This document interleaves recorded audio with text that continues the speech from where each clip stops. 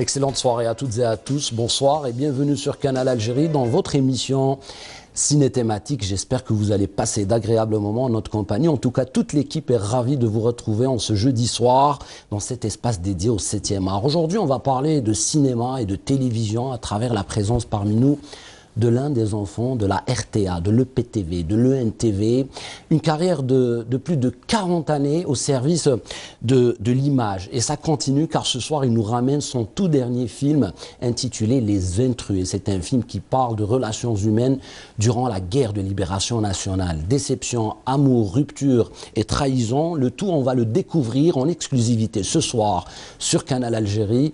Les salutations de toute l'équipe, à leur tête bien sûr, Nabil Tribèche qui vous souhaite la bienvenue. Marhaba.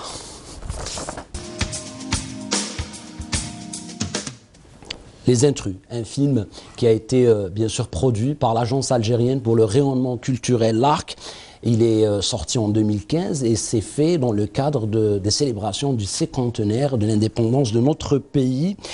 Il faut dire aussi que ce film et cette histoire a été écrite par le journaliste et scénariste Jamel Eddine Merdassi. Et dans ce film, il y a une superbe note positive, celle de la participation de plusieurs jeunes pour la première fois dans un film, dans un long métrage. Et ça, c'est une initiative à encourager. Sans plus tarder, je vous invite à découvrir un extrait de votre film de ce jeudi soir. Donc, c'est Les Intrus de Mohamed Fodel Hazorli. Bienvenue à vous encore une fois.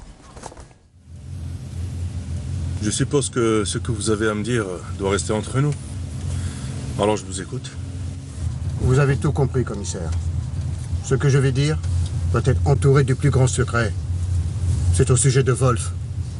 Wolf? J'avais bien vu qu'il vous revenait pas. Dites-moi, Léonard, pourquoi vous occupez pas de vos félagas au lieu d'aller chercher des poux dans la tête de Wolf? Je cherche seulement à comprendre. Votre Wolf, il me semble l'avoir aperçu avant. Je suis physionomiste, commissaire. Je me souviens des visages. Écoutez, Léonard, je ne sais pas où vous voulez en venir. Tout ce que je sais de Wolf, c'est que c'est un très bon policier. J'ai travaillé avec lui depuis 1947. N'allez tout de même pas le juger sur sa tenue excentrique comme Giacopetti. Vous n'avez rien compris, commissaire. جيتي في الوقت المناسب. أنا خدمت لك السلسلة تاعك. ما طولتش عمي الخير. نشكرك. نلبس السلسلة كي نولي للدار. على بالي باللي تواتيك بزاف.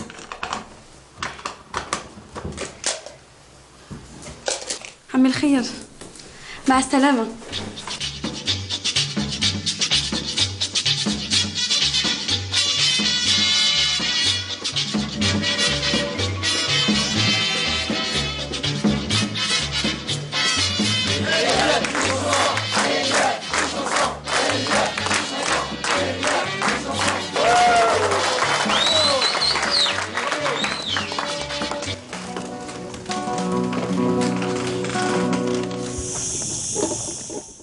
Et vous allez devoir rester avec nous pour découvrir l'essentiel de cette histoire, encore une fois écrite par Jamel Eddine Merdassi et réalisé par Mohamed Fodel Hazorli. Donc nous allons terminer ce mois de novembre avec un autre film révolutionnaire récent. Rappelez-vous, on a commencé avec Le Puits de Lotfi Bouchouchi et puis El Achir, bien sûr, c'est une histoire de Abdelmajid Merdassi qui a été réalisée par notre ami Amar Selfodel. Et puis voilà, un troisième nouveau film sur Canal Algérie dans Ciné Thématique. Donc c'est Les Intrus de Mohamed Fodel Hazorli. Il est venu de Constantine, il a accepté notre invitation après plusieurs années d'absence de la télévision. Permettez-moi d'accueillir rapidement, sans plus tarder, après bien sûr l'habituel jingle de l'émission, Monsieur Fodel Mohamed Hazorli. Tout de suite.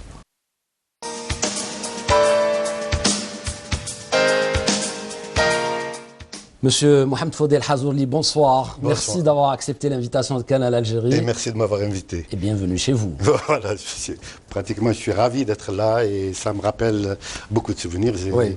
Je ne saurais jamais assez vous remercier pour cette invitation. Mais c'est normal. Et comme tu disais, 40 années au service de la télévision, de l'image de ce pays, surtout par le choix que je faisais à la télévision.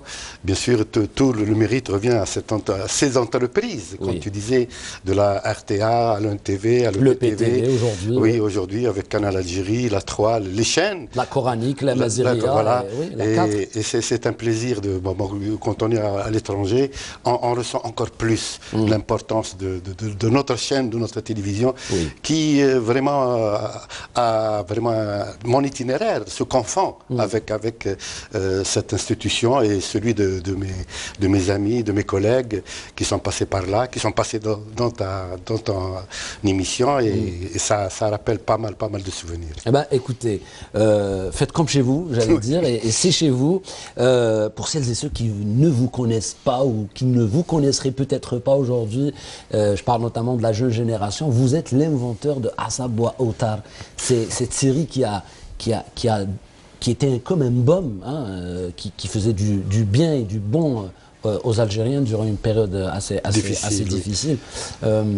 Oui, c'est ce que Amir, c'est ce que retiennent moi quand je leur dis Hizia, le douleur, le film c'est les événements du 8 mai 45, je leur parle de Skhab, du collier, le premier film, je leur parle de Hijrat al-Rasoul. Non, ils retiennent que Asab wa Outar. Ils disent non, Asab wa Outar, c'est ce que nous attendons. Pourquoi? Parce que l'émission reflète le quotidien de l'Algérien, sa vie de tous les jours, ses réflexes. Et c'est comme ça qu'on réconcilie le téléspectateur avec sa télévision. Quand il se voit, il voit son quotidien, ses problèmes, son bonheur, ses soucis, avec un constat, sans pour cela essayer de donner des leçons. C'est un constat, c'est des situations données. Comment se comporte l'Algérien et l'Algérienne devant des situations données.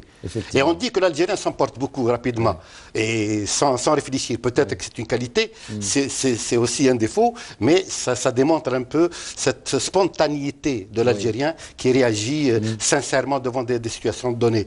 Il n'y a pas d'hypocrisie là-dedans. Il est comme il est. Et il est très bon au fond. Le fond est bon. Mais il réagit rapidement. Asab wa Outar, Amir, c'est un jeu de mots en arabe. Asab, mutawattira. Et Outar, c'est un peu des moments musicaux, les cordes de la musique. Et si tu veux, c'est le watar.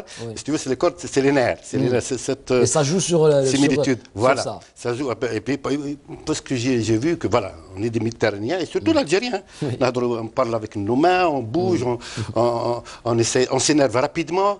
Et puis, j'estime qu'à une certaine période que tu as évoquée, c'était une période difficile. C'était là où Asab wa Outar a franchi pas mal de situations difficiles pour pas pour faire rire, parce qu'il faut avoir le courage de rire de soi-même. Et l'Algérien a ce courage-là de rire de ses défauts, de son comportement et essayer de trouver des solutions à des situations souvent pénibles. Rire de situations pénibles et difficiles, ce n'est pas facile. Guérir le mal par le rire, ça vous y croyez? Mais c'est une thérapie extraordinaire, le rire. Et surtout le rire, au cinéma et à la télévision, on arrive à évoquer des problèmes très délicats par le rire. Mais moi, je n'essaye pas d'aller jusque-là, d'essayer de guérir. Non, de faire des constats par l'humour. Et pour faire rire l'Algérien, il en faut, hein, il en faut. Surtout quand il traverse des moments pénibles. Mais il rit.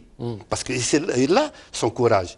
Et j'ai pensé, il y a un quart de siècle, l'émission a commencé, et il fallait faire un rire de notre société, qui nous ressemble. Un rire auquel les Algériens... Pourquoi l'émission a duré un quart de siècle? Ils n'ont pas retenu tous les films que j'ai faits. Enfin, certainement qu'ils ont retenu Hizia, c'est autre chose. Skhab, Hizia, Douleur, les événements du 1945. Le Badara, le feuilleton, dont la première série a été faite par mon ami Tribèche, et la deuxième partie, c'est une continuité. Là, c'était une expérience vraiment formidable. Et par la suite, après un quart de siècle, l'émission fonctionnait, elle était à jour. C'est pas une émission passéiste, c'est-à-dire qu'on essayait de parler d'un passé lointain, mais elle concerne directement l'Algérien sur le problème de l'heure. Et c'est là, je pense... Elle était dans l'actualité. Monsieur Hazouli, vous parlez de pratiquement presque un quart de siècle d'émission. C'est un chiffre, hein, c'est une existence, c'est une vie, c'est un parcours. Et heureusement qu'il y a les services des archives qui existent, qui peuvent ressortir ces joyaux à chaque fois qu'on a envie de revenir vers des références. Et il faut saluer aussi les services des archives de la télévision qui font un travail de réhabilitation de notre filmographie. J'ai une question ce soir pour vous, vous qui êtes l'enfant de la télé. Vous avez ce regard sur l'évolution de la télé ou des télés aujourd'hui en Algérie. Alors, quel est votre regard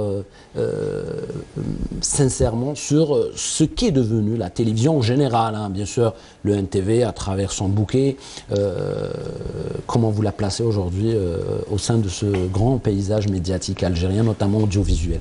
Oui, la télévision algérienne est une institution, est une grande école qui a formé. Combien de grands réalisateurs sont sortis de la télévision algérienne? Je parle de la RTA à ce jour, mais d'évolution. La technologie a changé. Oui. L'esprit même a changé. Il fonctionne avec une autre technologie qui peut-être faciliterait énormément le travail de techniciens et de réalisateurs. Avec le numérique, avec la nouvelle technologie, permet des choses extraordinaires qu'on ne pouvait pas à l'époque de notre temps. Il fallait faire travailler son imagination pour essayer de résoudre des problèmes techniques. Là, on fait des choses fantastiques. On peut récupérer une image à la post-production, on peut traiter l'image comme on veut, le son aussi, toutes ces garanties. Mais avant, le technicien n'avait que son talent, son image. Hizia, je l'ai fait avec Aden Nordine et les intrus avec Zine, qui est directeur photo, qui a même participé dans, je crois, La Nuit à peur du soleil. Il était quelque part comme photographe plateau. Et Aden Nordine était directeur de photo du premier film algérien, La Nuit à peur du soleil de Badieh.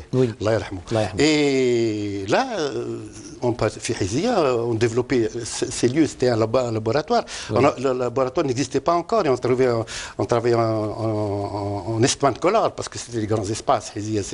C'est un peu le grand sud qu'il fallait.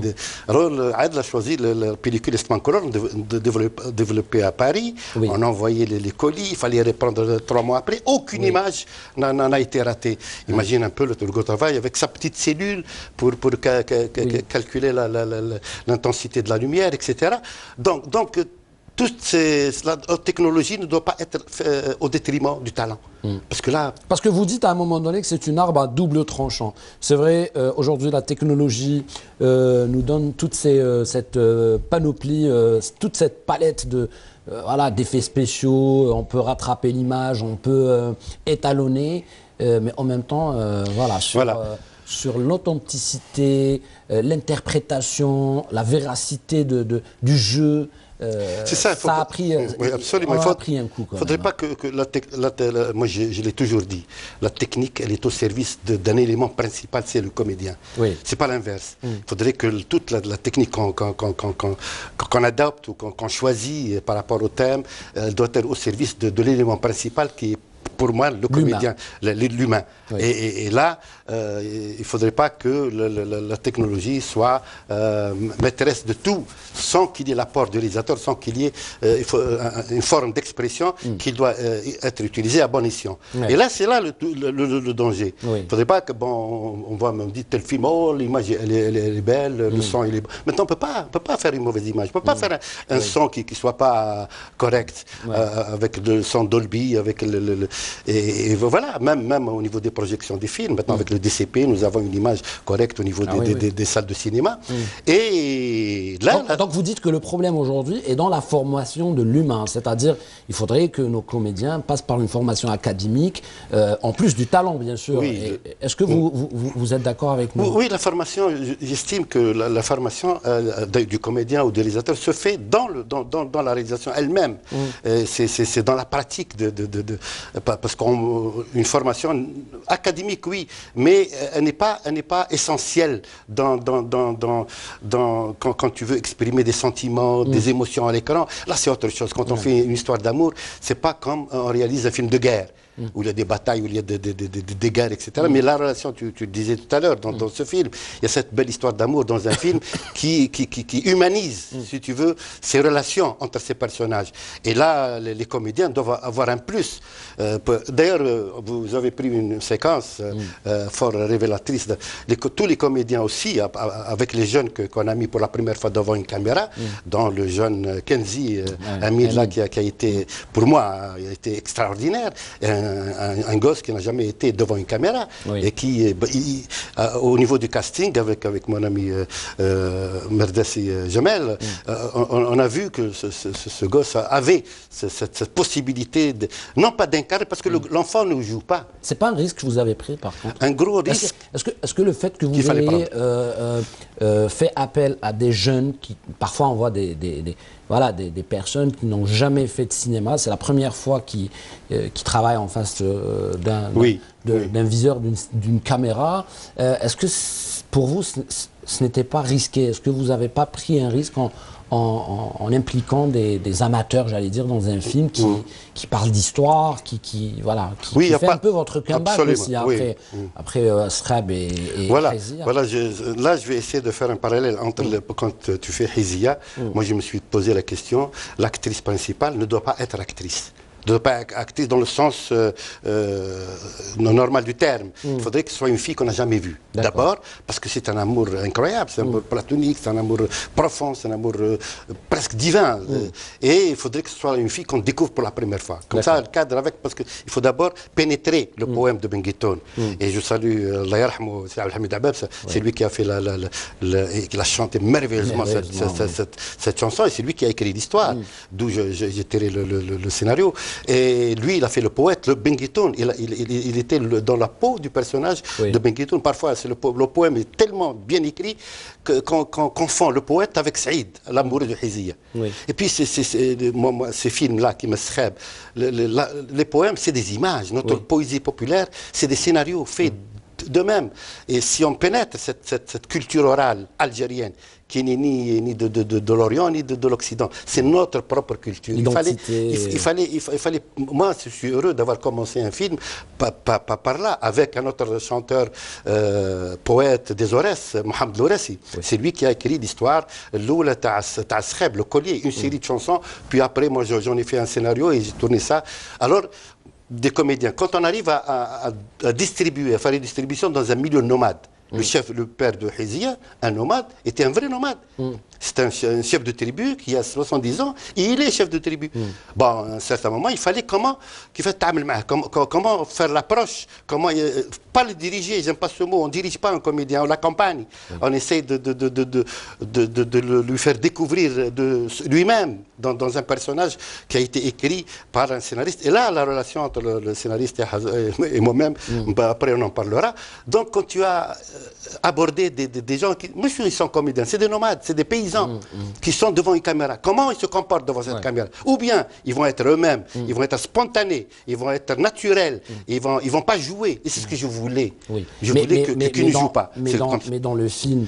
les intrus, là, c'est un autre cas de figure, parce que vous êtes dans la reconstitution des décors, vous allez chercher des comédiens de la nouvelle génération, donc qui n'ont aucune, ils n'ont aucun vécu que tu mets avec des professionnels, parce la révolution, je veux dire, pour chercher l'authenticité, parce qu'on a un film qui s'appelle, par exemple, La bataille d'Alger, où réellement les acteurs du film ont vécu la guerre de libération. Mais quand on est à plus de 60 années de l'indépendance, plutôt du déclenchement de la révolution, à 50 années de l'indépendance, comment travailler cet aspect lié directement à la colonisation? Comment sont les personnages vivant la colonisation? Est-ce qu'ils s'habillent parce qu'on le voit dans votre film, on est un peu surpris de l'esthétique. On voit une Algérie, un peu trop belle, quoi. Un peu dans colorée. Un moment qui est trop coloré, dans un moment sombre de l'Algérie. Est-ce que c'était voulu ou comme vous venez de le dire tout à l'heure, c'est parce qu'aujourd'hui, avec des caméras modernes, avec cette image étalonnée, on ne peut pas éviter toute cette netteté, j'allais dire, et cette propreté de l'image. Oui, c'est là qu'on n'a pas l'habitude de voir dans des films de révolution. Absolument. Là, pour la bataille d'Alger, d'abord, le film a été réalisé dans les années 60. L'Algérie n'a pas tellement changé. Et puis, surtout à 90% dans la Casbah. La Casbah était encore... Elle portait les séquelles, les stigmates de toute cette colonisation. Absolument. Même les véhicules, les décors, les accessoires on n'était pas trop loin de l'indépendance. Donc, il fallait faire vite ce film. Et ça a donné... Et puis, le noir et blanc. Le noir et blanc est exceptionnel. Et ça donne à l'image une portée très profonde. Oui. Mais maintenant, pour ce genre de film, parce qu'il y avait deux problèmes. Ou bien, d'abord, on fait ce film, on ne le fait pas. Oui. Bon, si on essaie de voir, on n'a pas les décors qu'il faut, même les personnages, toute la distribution des acteurs s'expriment en français, des Algériens. Oui. C'est des Algériens qui parlent excellemment en français. Pourquoi aller chercher bon, parfois, on est obligé, si le personnage doit répondre à un tempérament français, à un esprit français, vous ramenez un comédien français. Mais là, c'est des Algériens qui m'a... Boussouf... Non, parce qu'il y a une problématique. Hein. Oui. Alors, on va direct ce soir. Oui. On va parler franchement. Oui, bien sûr. Quand on impose peut-être à un comédien de parler français et quand on ne pense pas français, ça c'est important, et qu'on ne maîtrise peut-être pas d'une manière immédiate le français, donc il y a une double, j'allais dire une double réflexion, c'est-à-dire vouloir interpréter correctement le personnage et l'émotion voulue par le réalisateur et le metteur en scène et bien sûr tout ce qui a été écrit par Jamel Din Merdassi.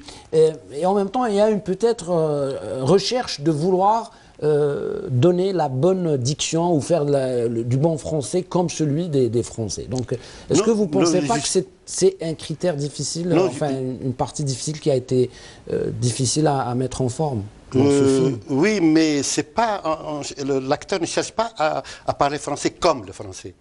Il parle, parce que tu sais, les Français qui étaient là pendant la Révolution, c'était pas des Français d'origine française.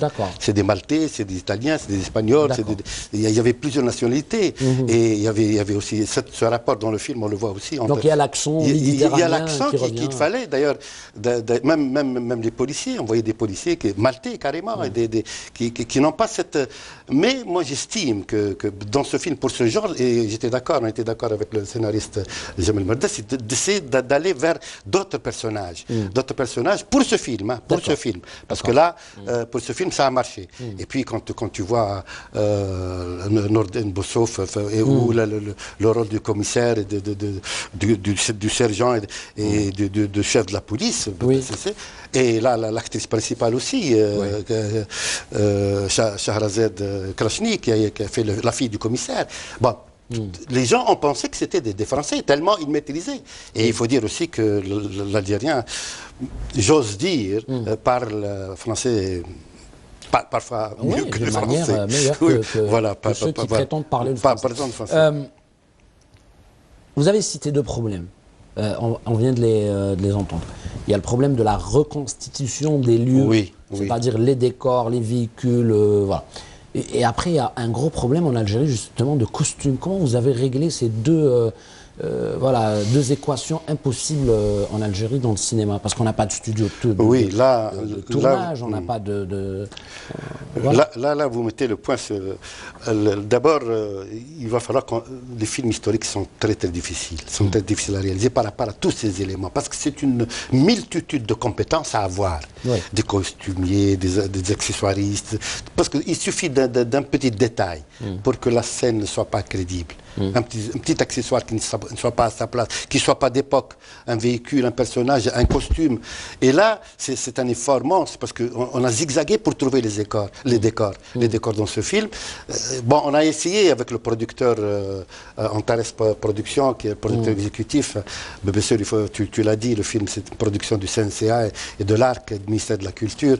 Le producteur on a essayé de construire des décors. Tout le commissariat de police était reconstitué par des décorateurs. Nous avons des décorateurs. Et c'est des espaces à créer. Bon, Inch'Allah, on aura une cité du cinéma, parce que ça facilite... Bon, des films d'époque tournés aujourd'hui, c'était très simple. Tu charges la caméra dans la rue et puis le tour est fait. Mais quand c'est les années 50, c'est terrible. L'Algérie a changé. Il fallait les paraboles.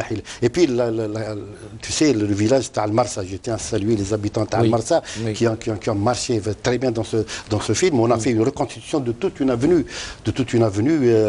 Les gens, je les remercie pour leur patience. confiance pour leur collaboration. Tu dis, on fait un film algérien, tout le monde... Et ça c'est une particularité de l'Algérie. Oui. Tu sais, Amir, quand on va réaliser un film dans une région, dans une wilaya, toute la ville est avec vous. Oui. Ça n'existe pas ailleurs. Il y a une générosité, il y a une générosité, il y a la mairie, il y a les habitants, il y a la wilaya, tout le monde met tous les films qui ont été... Il faut le dire.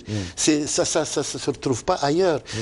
Quand on descend même dans une ville très retirée, tout le monde contribue au succès de Sétif pour douleur. J'avais la séquence de la manifestation du 8 mai 45 où je devais avoir 3000 figurants.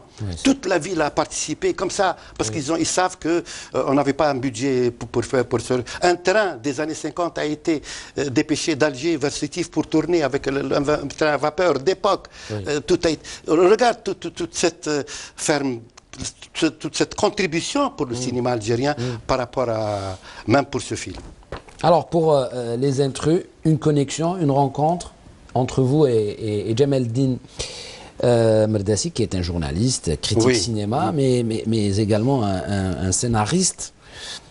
Et là, vous partez sur une histoire complètement différente. Et on a parlé dans cette émission justement de cette manière de rompre avec l'image de héros dépourvus de sentiments. Hein.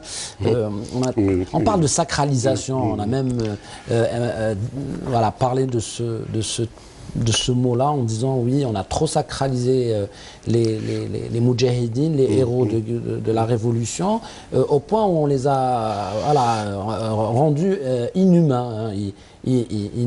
On ne connaît pas leur histoire d'amour, on ne sait pas s'ils ont dansé ou pas, est-ce qu'ils sortent la nuit, est-ce qu'ils aiment se balader, est-ce qu'ils ont des préférences artistiques, je veux dire, est-ce qu'ils partent dans des salles de cinéma, est-ce qu'ils écoutent de la musique, c'est des êtres humains. Est-ce que c'est ça qui vous a le plus attiré dans le scénario de Djemeldine Merdassi? Oui, c'est surtout ça. C'est surtout ça, parce qu'il y a l'aspect humain pas qu'on oublie. Bon, c'est vrai, le héros,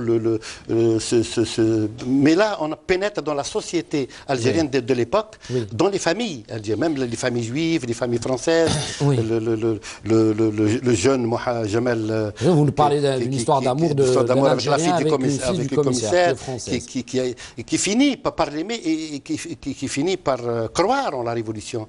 Il y a cet amour-là qui rapproche les deux êtres et qui partage ces sentiments et cette façon de voir de l'Algérie à l'époque. Et puis ça, il faut le montrer, parce que le moujahid, c'est un être humain. Il pleure, il vit. C'est pas un automate, c'est pas une machine de guerre, c'est tout. C'est pas une machine de guerre, c'est aussi un être humain qui a ses moments de faiblesse et qui a ces moments de... Et là, dans ce film-là, moi je suis partant avec Jamel, on était d'accord là-dessus, et à partir de là, essayer de faire un autre cinéma peut-être qui va déranger, certainement qui a dérangé certaines sphères, mais je pense qu'il faut essayer de s'exprimer autrement. Pourquoi il dérangerait certaines sphères? Par rapport aux choix qui ont été faits. Par rapport à choix, il n'y a pas longtemps, un comédien lui dit oui, mais il faut donner de la chance aussi aux jeunes.